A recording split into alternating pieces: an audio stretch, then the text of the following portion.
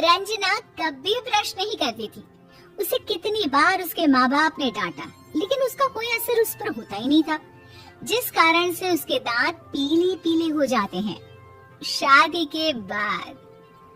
अरे बहू, वैसे तो तुझ में कोई कमी नहीं है, पर तेरे दांत इतने पीले कैसे हैं बेटा? कैसे है मतलब? कोई सर्जरी थोड़ी ना कराई है। वो तो क्या नाम, मैं ब्रश नहीं करती थी तो पीले हो गए। अब क्या करूं? आप कहे तो लाल करवा लूं या फिर काले? यार ये क्या है, क्यों माँ से लड़ रही हो? लड़ रही हूँ? अरे मैं लड़ रही हूँ या ये बोल रही है कि दांत पीले हैं, पीले। अरे तपस्या थोड़ी ना की है इन्हें पीले करने के लिए। बकायदा ब्रश नहीं किया है 20 साल तक, तब जाकर। छी, कैसी बात कर रही हो? ये उस वक्त तो पीले नहीं थे जब हम लोग तुम्हें देखने आए थे। अरे तब साफ करवा लिया होगा डेंटिस्ट के पास जाकर। अब देखो कैसे पीले पीले लग रहे हैं। रंजना सास की तरफ गुस्से से देखती है। फिर शुरू हो गई पीले पीले पीले। अरे पीले तो तब भी थे जब मेरे हाथ का रसगुल्ला उड़ा उड़ा कर खा रही थी और बोल रही थी, लड़की नहीं गुणों का खजाना दे रहे हैं भाई साहब आप।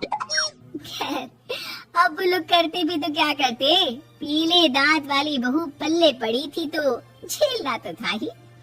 एक दिन कीर्तन में रंजना गाना गा रही थी। अरे कमला बहन, माँ का द्वार है, यहाँ तो सब शुद्ध होकर आता है, फिर अपनी बहू को ब्रश भी नहीं करवाती तुम। दूर से पीले पीले दांत भक्ति में बाधा उत्पन्न कर रहे हैं। और कोई 2 साल की बच्ची थोड़ी ना लेकर आई हूँ मैं बहू बनाकर। अच्छी खासी लड़की है, अरे कैसे करवाऊं ब्रश? ये तो उसे खुद करना चाहिए ना। अब माँ बाप तो इसके जैसे तैसे निपटा दिए, ये नहीं सोचा कि सास कैसे संभालेगी।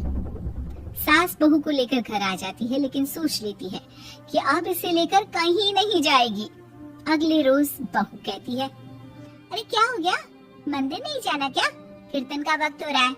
मेरी मधुर वाणी से कान्हा जी जागते हैं और सोते हैं। आप तो जानती है ना उनकी भक्ति में कितना मन लगता है मेरा। वो क्या है ना, तबीयत ठीक नहीं लग रही है मेरी, आराम करूंगी मैं। तबीयत ठीक नहीं लग रही? अभी तो मिथुन के गाने पर नाच रही थी आप, और अब बोल रही है कि तबीयत ठीक नहीं लग रही। अरे भक्ति में मन लगा लो सासू माँ, ऊपर जाना है, क्या मुंह दिखाओगी आप? हाँ? सास को बहू की बात पर गुस्सा आ जाता है। मैं क्या मुंह दिखाऊंगी, इसकी चिंता तो ना कर, समझी? अपने मुंह की चिंता कर, जो ये पीले पीले दांत लेकर हर जगह पहुंच जाती है। पता है लोग कितना मजाक बनाते हैं। ना जी ना, मैं नहीं जाना कहीं तेरे साथ। तो ये बात है, कोई ना, मत जाओ, मैं अपने कमरे में ही बैठकर भक्ति कर लूंगी। ऊपर वाला दांत थोड़ी ना देखता है, मन देखता है, भावना देखता है। और अरे बस बस, तू सब कुछ दिखा, बस ये सफेद चमकदार दांत ना दिखाना किसी को, है? जा यहाँ से। बहू को सास की बात का कोई फर्क नहीं पड़ता, वो तो जैसी थी वैसी ही रह जाती है। सुबह नहाकर किचन में खाना बनाना, फिर खाना खाना, कीर्तन भजन करना और सो जाना। एक दिन, माँ जी मैं सहेली के घर जा रही हूँ, शाम को लेट आऊंगी। हाँ, तो जाना, मैंने कौन सा तेरी आरती करनी है घर पर बैठकर। रंजना सहेली के घर जाती है, जहाँ वो पार्टी में जाने की तैयारी कर रही होती है। अरे शिखा, कहाँ जाने की तैयारी कर रही है? मैं गलत वक्त पर आ गई क्या? अरे नहीं यार, उल्टा सही वक्त पर आई है। मैंने ये साड़ी और ज्वेलरी निकाली है यार, शाम को इनके ऑफिस की एक पार्टी में जाना है। बताना कैसा लग रहा है ये सब? नहीं यार, इस ड्रेस के साथ तो वो वाली ज्वेलरी अच्छी लगेगी। हाँ, सही बोल रही है, मैंने ध्यान ही नहीं दिया। वैसे तो हमेशा से मस्त फैशन सेंस रखती है। तो बड़ा जाती होगी ना पति के साथ पार्टी में।